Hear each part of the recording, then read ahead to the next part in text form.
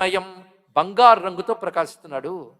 పైగా భ్రాజమాన వపుషం, శరీరమంతా వపుషం అంటే శరీరమును అని అర్థం. భ్రాజమాన వపుషం, ప్రకాశవంతమైన శరీరంతో ఉన్నాడు ఆదిత్య మండలంలో. శుచిస్మితం, చిన్న నవ్వు నవ్వుతున్నట్ట.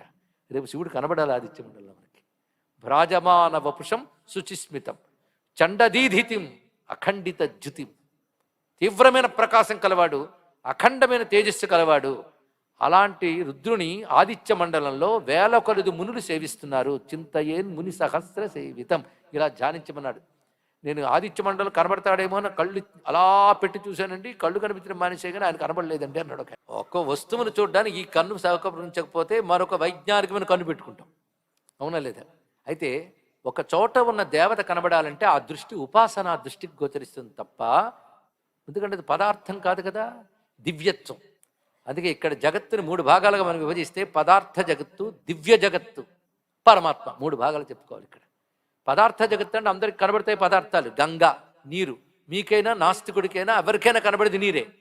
కానీ గంగా అనగా ఒక మహాదేవి మకరవాహిని అయి ఉంటుంది, అనుగ్రహ స్వరూపంగా అభయహస్తంతో ఉంటుంది అని పురాణముల్లో వర్ణించాం.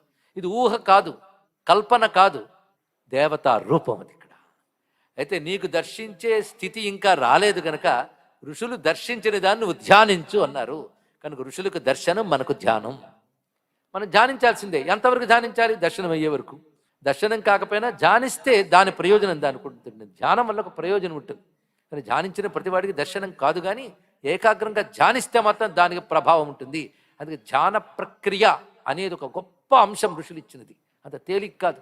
ఒక మంత్రానికి కూడా ధ్యాన శ్లోకం ఉంటుంది, ఒక స్తోత్రం చదివితే ధ్యాన శ్లోకం ఉంటుంది. ప్రతిదానికి ధ్యాన శ్లోకం చెప్పారు అంటే దాన్ని అధిష్ఠించుకు దేవత ఉన్నాడు. ఆ దేవతను నువ్వు చూడలేవు కనుక వర్ణనతో మనస్సుతో భావించు. ఎందుకంటే మనస్సే తగలాలి, అందుకే భావించు అని చెప్పారు. ఒక సిద్ధపురుషుడు ఉండేవాడండి తెలుగునాట. ఎవరైనా ఒక మూల కూర్చుని మంత్రం జపం చేస్తుంటే అతడు ఏ దేవత మంత్రం చేస్తున్నాడో దేవత అలా ఉంటుందో చెప్పేవాడు ఆయన. ఆశ్చర్యం. ఒకసారి ఆయన లలితా శాస్త్రంలో ఒక్కొక్క నామం హోమం చేస్తుంటే ఆ హోమాగ్నిలో ఆ నామానికి అధిష్టాన దేవతగా ఉన్న లలితా రూపం గోచరించేది. ఆయన వర్ణించి గ్రంథంగా రాశారు. అది విశేషమైన అంశం. అంటే మీరే ఆశ్చర్యపోతారు. మీరు మౌనంగా కూర్చొని మాల తిప్పుతూ ఉంటే ఆయన వచ్చి నువ్వే మంత్రం చేస్తున్నావు, ఏ దేవత చెప్పగలిగేవాడంటే ఆయన ఒక అనుష్ఠాన బలం చేత తాను జపించే దేవత మాత్రమే కాకుండా ఇతరులు జపించే దేవత రూపం వర్ణించేవట. మీరు ఎలా చెప్పగలిగారు అంటే ఆ దేవత ఆయన పక్కన నిలబడిందయ్యా అన్నాడు. ఈ స్పృహ మనకు ఎందుకు కలగాలంటే మీరు జపం చేస్తున్నప్పుడు ఆ దేవత ఆ పక్కన ఉంది అని స్పృహ కలిగితే చాలు. ఇక్కడ నమ్మకంతోనే చేస్తున్నారుగా, చేస్తున్నప్పుడు ఇది నమ్మాలి. అంతేగాని జపమాలు తిప్పుతూ ఉండు మాట చెప్తాడు. ఈ సైకిల్ చేస్తుంటే ఆ దేవతగా మనుషులుగా వీడి జపం వెళ్ళిపోతుంది దేవత, తెలుసుకోండి ఇక్కడ. కనుకనే ఈ భావాలు ఎందుకు చెప్పుకోవడం అంటే శ్రద్ధోత్పాదనార్థం అన్నాడు. ఇక్కడ చేసేవాడికి మరింత శ్రద్ధ కలగడం కోసం ఇలాంటి విషయాలు తెలుసుకోవాలి. ఇక్కడ ఎప్పటికెప్పుడు సిద్ధపురుషులు మహాత్ములు మనకు కనబడరు. ఎవడో ఒకడు మహానుభావుడు మహాపురుషుడు కనబడిన మాట మనం చేసే అనుష్ఠానం వద్ద మన శ్రద్ధ కలిగిస్తుంది. అలాగా ప్రధానికి ఒక అధిదేవత లేదా ఆ మంత్ర చైతన్య దేవత ఉంటారు ఇక్కడ. అందుకే మంత్ర చైతన్యమే దేవత నిర్వచనం అండి. మంత్ర చైతన్యమే దేవత. మాటలు ఎంత గొప్పదండి. మంత్రం అంటే అక్షరాలు గుంపు అనుకున్నారా?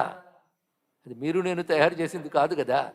ఋషి తపశ్శక్తికి వినబడింది. అది వినబడ్డమే కాదు, ఆ మంత్రంతో పాటు దేవత కనబడింది.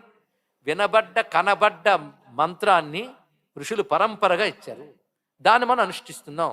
మనకు అవి తెలియవు కదా, అందుకే పద్ధతిగా చేస్తే చాలు. తెలియనంత వరకు నియమం రక్షిస్తుంది. నియమంతో పాటు తెలుసుకున్నారనుకోండి అనుభూతి గాఢమవుతుంది. తెలుసుకుని సాధన బలం పెంచారనుకోండి సాక్షాత్కారం తీరుతుంది. ఇక్కడ సాక్షాత్కారం అంత తేలిక కాదు. కనీసం మంత్రసిద్ధైనా రావాలిగా. మంత్రసిద్ధికి ఇవన్నీ అవసరము, నియమము ఇత్యాదులన్నీ అవసరం. దేవత సాన్నిధ్యం ఉంటుంది. అందుకే మొదటి రోజు ఒక మాట చెప్పున్నాం, ఉపాసన అంటే దేవతా సాన్నిధ్య భావన. దేవత దగ్గర నువ్వున్నావని, దేవత నీ దగ్గరుందనే భావన బలపడాలి. అందుకే ఆ మహాపురుషుడు చేసిన మంత్ర దేవతను కనబడిందని చెప్పాడు. ఇక్కడ కనబడదు కనుక ధ్యానించాలి. కానీ ఈ విధంగా రుద్రుని ధ్యానించమని చెప్పారు. అలా ధ్యానించే